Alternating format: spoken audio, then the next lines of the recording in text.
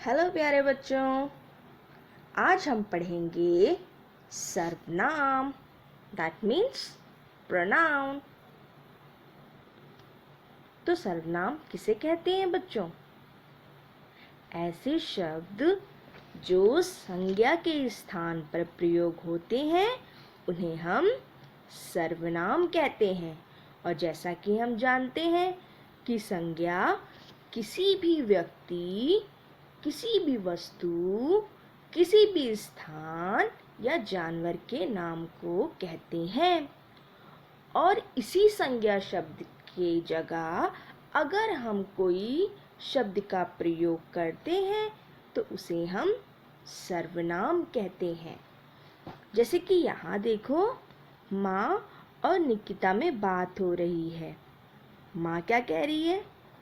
निकिता, कहाँ जा रही हो? तो निकिता कहती है, मम्मी मैं बाजार जा रही हूँ, आप भी मेरे साथ चलिए। यहाँ पर मैं, आप, मेरे, ये सब क्या है? सर्वनाम है। फिर माँ ने क्या कहा? नहीं, तुम भाई के साथ जाओ।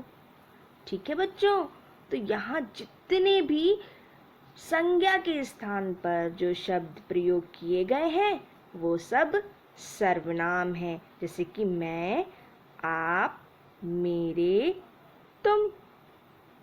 यहाँ मैं, मेरे, तुम ये शब्द निकिता के लिए आए हैं और आप, माँ के लिए प्रयोग किया गया है। ठीक है, चलिए बच्चों, अब हम नाम के बदले आने वाले शब्द को पढ़ते हैं और समझते हैं। जैसे पहले चित्र में लड़की खुद के लिए मैं शब्द का प्रयोग कर रही है। दूसरे चित्र में देखिए, लड़का पिताजी से कुछ कहना चाहता है तो खुद के लिए मैं कहेगा और पिताजी के लिए आप। तीसरे चित्र में देखिए, लड़का खुद के लिए मैं और लड़की के लिए तुम। चौथे चित्र में देखिए, एक लड़का दूसरे लड़के की तरफ देख रहा है और वो लड़का थोड़ी दूर है, तो वो उसके लिए क्या यूज कर रहा है? वह।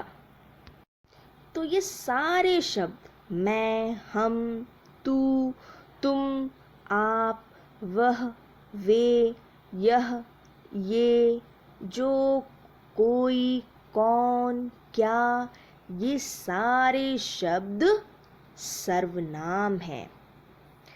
अब कुछ और सर्वनाम शब्द देखते हैं बच्चों।